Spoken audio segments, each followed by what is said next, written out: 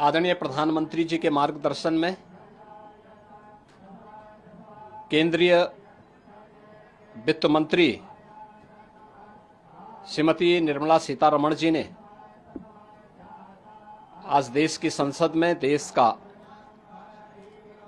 2025-26 का आम बजट प्रस्तुत किया है।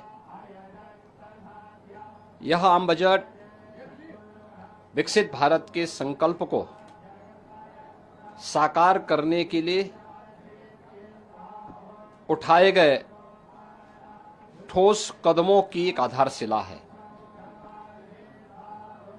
प्रधानमंत्री जी ने ज्ञान का बजट बताकर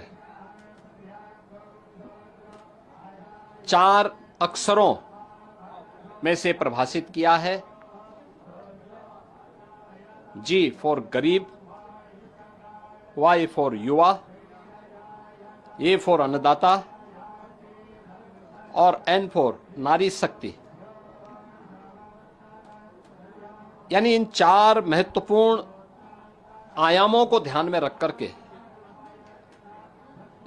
एक विकसित भारत के लिए आत्मनिर्भर भारत का निर्माण करना है। प्रधानमंत्री जी के नेतृत्व में पिछले 10.5 वर्षों में भारत की अर्थव्यवस्था दुनिया की एक प्रमुख अर्थव्यवस्था के रूप में तेजी के साथ आगे बढ़ी है। इस बजट से अर्थव्यवस्था को एक नई उड़ान मिलेगी। राज्यों के इंफ्रास्ट्रक्चर पर ध्यान देने के लिए जो ब्याज मुक्त लोन देने का प्रावधान किया गया है, मध्यम आय वर्ग के लिए राहत देते हुए टैक्स की रिबेट में छूट देने का जो कदम उठाया गया है, ये सभी स्वागत योग्य हैं। मछुआरों के लिए स्पेशल इकोनॉमिक जोन, डेयरी और मत्स्य पालन के लिए 5 लाख तक कर्ज,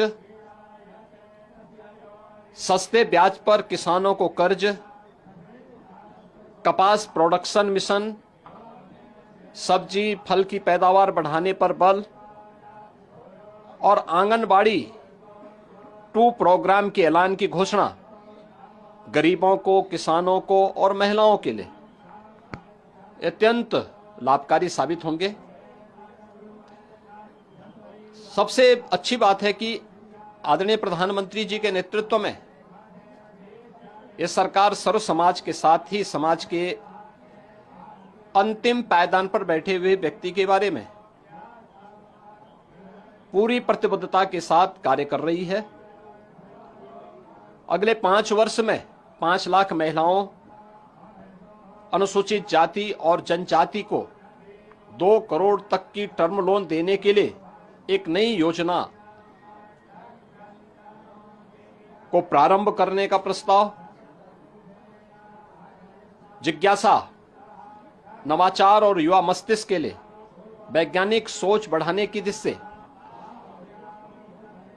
अगले 5 वर्षों में 50,000 अटल टिंकरिंग लैब की स्थापना, ग्रामीण क्षेत्र के सभी सेकेंडरी स्कूलों और प्राथमिक स्वास्थ्य केंद्रों में ब्रॉडबैंड कनेक्टिविटी उपलब्ध करवाने, ये सभी महत्वपूर्ण कदम हैं। आगामी 3 वर्ष में सभी जिला अस्पतालों में डे केयर कैंसर सेंटर की स्थापना करने की घोषणा। उत्तर प्रदेश जैसे राज्य को इसका सर्वाधिक लाभ मिलने वाला है।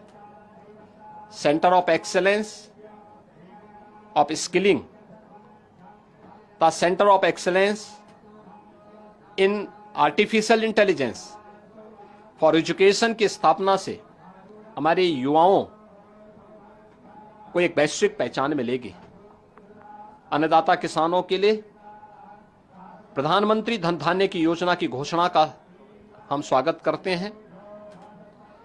इस योजना से देश के करीब 2.25 करोड़ किसान लाभान्वित होंगे। निश्चित रूप से इस योजना का किसान सबसे बड़ा लाभार्थी बनेगा और उत्तर प्रदेश इससे सर्वाधिक लाभान्वित होने वाला राज्य होगा। किसान क्रेडिट कार्ड के माध्यम से जो घोषणा की गई है, इसकी सीमा को 3 लाख से बढ़ाकर के 5 लाख रुपए तक किया जाना, यह भी अभिनंदनीय है।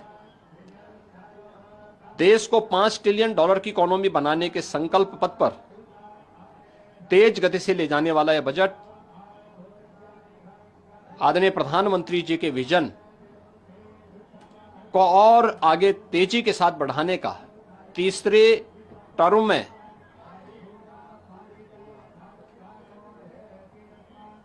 इस 3 गुना स्पीड को प्रदर्शित करता है। मैं इसके लिए आदरणीय प्रधानमंत्री जी का हृदय से अभिनंदन करता हूं, केंद्रीय वित्त मंत्री को धन्यवाद देता हूं और मुझे पूरा विश्वास है कि समाज का हर तबका इस युगांतरकारी विकसित भारत के संकल्पों को पूरा करने वाले बजट का स्वागत करेगा, अभिनंदन करेगा।